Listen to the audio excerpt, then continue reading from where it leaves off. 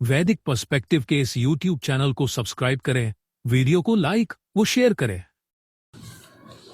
ओम ओम त्वम अग्नि प्रथमः अंगिरः तमः कविः देवानां परिभूषसि व्रतम् विभुः विश्वस्मै भुवनाय मेधिरः द्विमाता सयुः कतिधा चिदायवी।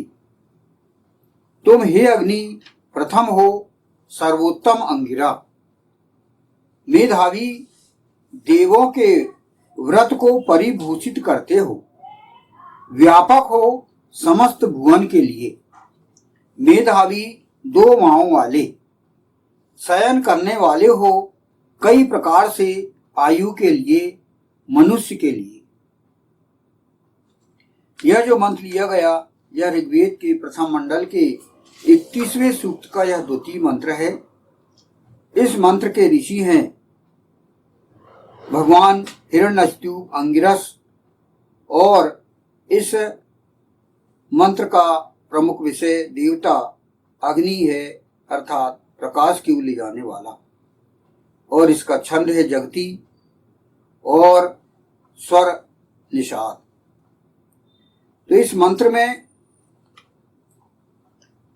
अग्नि की क्या विशेषताएं हैं और अग्नि के क्या कर्तव्य हैं ये यहाँ पर बताया गया है। जैसा कि प्रथम मंत्र का भी मुख्य विषय दिव्य विषय अग्नि है, अर्थात प्रकाश की ओर ले जाने वाला, और यह द्वितीय मंत्र का भी वही है।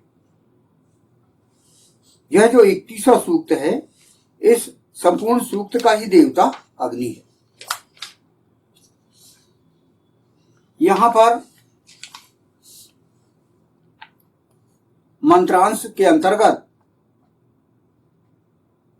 त्वम अग्नि प्रथमः अंगिरस्तमः कविः देवानां परिभूषसि व्रतम् विभुः विश्वस्मै भुवनाय मेधिरः द्विमाता सयुः कतिधा चिदायवी। इसके अंतर्गत यहाँ त्वम का अर्थ होता है तुम, अग्नि अर्थात हे अग्नि, प्रथमा अर्थात प्रथम हो, अंगिरस्तमः अर्थात सर्वोत्तम अंगिरा, कवि अर्थात मेधावी, देवानां व्रतम अर्थात देवों के व्रत को, परिभूषसि अर्थात परिभूषित करते हो, विभु अर्थात व्यापक हो, विश्वस्मै भुवनाय अर्थात संपूर्ण भुवन के लिए, मेधिरे अर्थात मेधावी, द्विमाता अर्थात दो माओं वाले, सयुह अर्थात शयन करने वाले हो, कतिधा चित अर्थात कई प्रकार से, आयवे अर्थात आयु के लिए या मनुष्य के लिए। तो ये यहाँ पर हमने अलग अलग अन्वय करके हिंदी अनुवाद को समझा है, और उसके आधार पर हमें जो ईश्वर ने, ईशान परमात्मा ने हमें जो सलाह दिया है, जिसे मंत्र कहा जाता है, मंत्र अर्थात मंत्रणा अर्थात सलाह, और उसे हम आदेश भी मानते हैं ईश्वर का, जिसे हम सुने, समझें, पढ़ें और हम हमारे जीवन में उसको लागू करें, जाने और माने भी। तो यहां पर फुटनोट प्रारंभ होता है, तुम हे अग्नि प्रथम हो, सर्वोत्तम अंगिरा, त्वम अग्नि प्रथमः अंगिरस्तमः। इसकी व्याख्या की गई है। प्रथम मंत्र में कहा गया था त्वम अग्नि प्रथमः अभवः, तुम हे अग्नि प्रथम हुए। इस मंत्र में कहा गया है त्वम अग्नि प्रथमः अर्थात तुम हे अग्नि प्रथम हो। पिछले मंत्र में कहा गया था अभव अर्थात तुम प्रथम हुए, और यहां पर कहा गया प्रथम हो।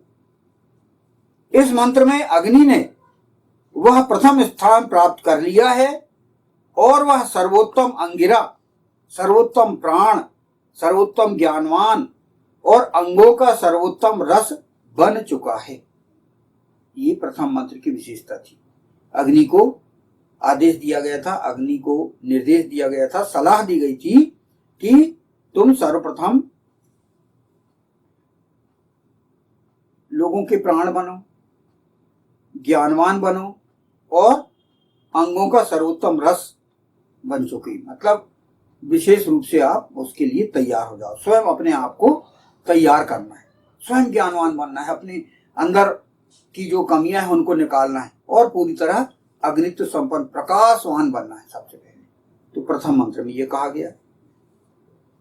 पिछले मंत्र में अग्नि को यह बनने के लिए बोला गया था, किंतु इस मंत्र में अग्नि के ऐसा बन जाने के उपरांत उसे आगे क्या करना है यह बतलाया गया है।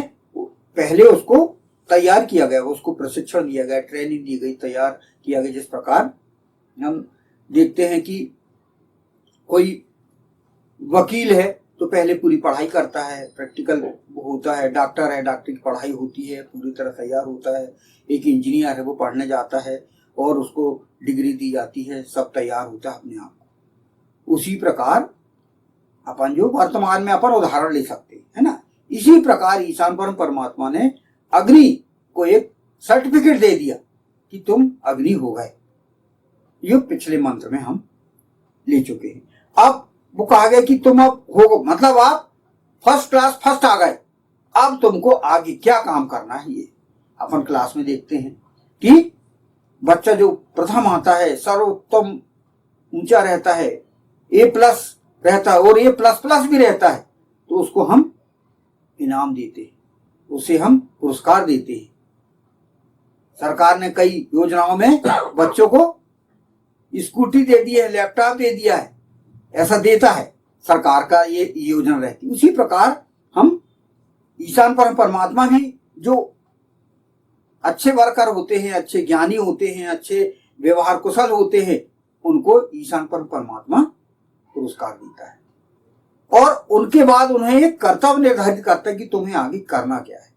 तो ये द्वितीय मंत्र में ये बताया गया है कि तुम्हें आगे अब करना क्या है।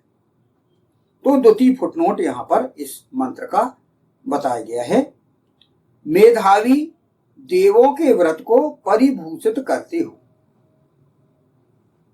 कवि है देवा नाम परिभूषसी, इसकी व्याख्या यहां पर की गई है। अग्नि को मेधावी, क्रांतिदर्शी, विद्वान, कवि बनकर दिव्य कर्म करने वालों के व्रतों को परिभूषित करना है, क्योंकि अग्नि स्वयं देवों का देव है। अब उसे ये काम दिया गया, वो तो अग्नि बन गया, वो तो विशेष रूप से ज्ञानवान बन गया, लोगों का प्राणवान भी बन गया, है ना, और अपनी इंद्रियों को वश में करने वाला बन गया, माने इंद्र बन गया और सुकृत बन गया, और वेदों पर आचरण करने के लिए पूरी तरह वो व्यवहारिक रूप से सफल हो गया। अब उसे उसके जो साथी हैं दिव्य कर्म करने वाले, उसके सत्कर्मी साथी हैं, उनको उसे काम दिया गया कि तुमको क्या करना है। तो उनको भी मेधावी बनाना है, क्रांतिदर्शी बनाना है, उनको विद्वान बनाना है। ये काम अब देवों के देव जो है उनको बताया गया। आगे इसमें कहा गया है, इसीलिए उसे देवों के व्रतों का पूरी तरह ज्ञान है, अतः उन व्रतों को दिव्यकर्म करने हेतु नियमों और व्यवहारिक मार्गदर्शन को भली भांति स्थापित करता है तथा उन्हें प्रत्येक व्यक्ति के लिए अनुगमनीय और सरल सुगम बनाने का कार्य करता है। जो उसका जो ग्रुप है, उसका जो उनके साथी हैं दिव्यकर्म करने वाले, उनकी वो साइकोलॉजी जानता है। जो देवों का देव है, हम देवों का देव जानते हैं कौन है। देवों के देव भगवान विष्णु हैं, देवों के देव महादेव हैं, भगवान शंकर, है ना, उनका ग्रुप है भगवान ब्रह्मा, फिर उनके साथी हैं इंद्र, फिर उनके पूरे सूर्य और वरुण और सब उनके जो ग्रुप है पूरा, फिर ऋषि मुनि उनके सब साथी हैं। तो उन्हें भी वो स्तवन के अंतर्गत, मंत्र के अंतर्गत, वेद अध्ययन के अंतर्गत उन्हें वो भी हम देखते हैं सतयुग में वो भी उनके भी वेद अध्ययन होते थे। उनके भी व्यक्तिगत रूप से प्रातः काल वो वेद अध्ययन करते थे और विष्णु स्तवन के समय शाम को भी उनके संध्या काल में उनके प्रवचन वगैरह और उनके सामूहिक रूप से प्रवचन और ज्ञान की जो सभा है वो लगाई जाती थी।